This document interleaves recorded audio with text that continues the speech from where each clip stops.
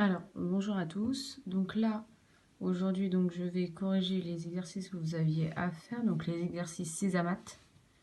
Alors, vous aviez un premier exercice, donc l'exercice 33, donc sur les additions de fractions. Alors, je ne vais pas tout corriger, hein, il y en a beaucoup. De toute façon, la correction, elle est mise sur Pronote. D'accord? Donc, vous aviez un demi plus un quart. Alors là, comme vous le voyez, les fractions ne sont pas au même dénominateur. Donc là, on ne peut pas les additionner comme ça. Qu'est-ce qu'on va faire? On va regarder si le plus grand des deux, donc le plus grand dénominateur, appartient à la table du plus petit. Ici, la réponse est oui. 4, ça appartient bien à la table de 2.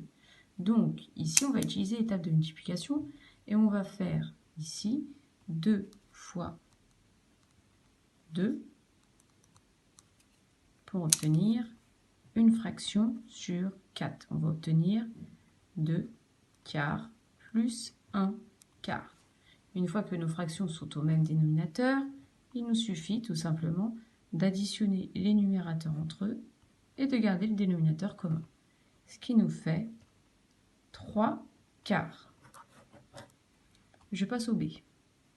Alors, le B, vous aviez 5 sixièmes plus 5 douzièmes. Donc même chose, on regarde si le plus grand dénominateur ici, si le plus grand des deux appartient à la table du plus petit dénominateur. La réponse est oui. 12, ça appartient à la table de 6. On va donc pouvoir ici juste modifier cette fraction et la multiplier par 2 pour obtenir également une fraction sur 12. Ce qui va nous faire donc 10 douzièmes plus 5 douzièmes. Une fois que nos fractions sont au même dénominateur, on garde le dénominateur commun et il nous reste à faire 10 plus 5, ce qui nous fait 15 douzièmes. Alors, je ne vais pas faire non plus tous les calculs, je vais juste peut-être faire le E au hasard comme ça.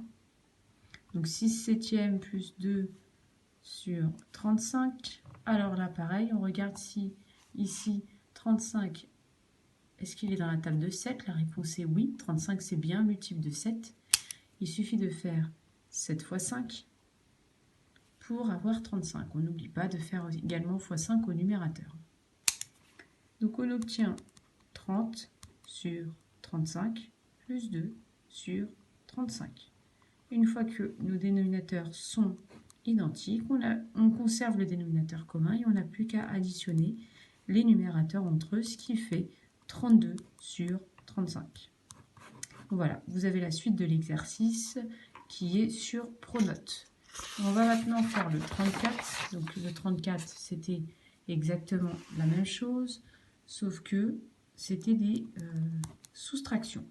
Alors, donc le premier calcul, c'était 12 treizièmes moins 7 treizièmes. Bon là, c'est très simple, hein. Les fractions sont déjà au même dénominateur. Donc quand c'est comme ça, on garde le dénominateur commun et on a juste à faire 12 moins 7. Ce qui fait 5 treizièmes. On va faire le C. 9 quarts moins 5 douzièmes. Donc là, on regarde si 12 est un multiple de 4. Effectivement, 12 appartient à la table de 4. Il suffit de faire 4 fois 3 pour obtenir 12. Donc du coup, là, on va avoir non plus 9 quarts, mais 27 sur 12 moins 5 sur 12. On garde le dénominateur commun et on fait tout simplement 27 moins 5, ce qui donne 22 douzièmes. Un petit dernier et vous retrouverez tout le reste sur Pronote.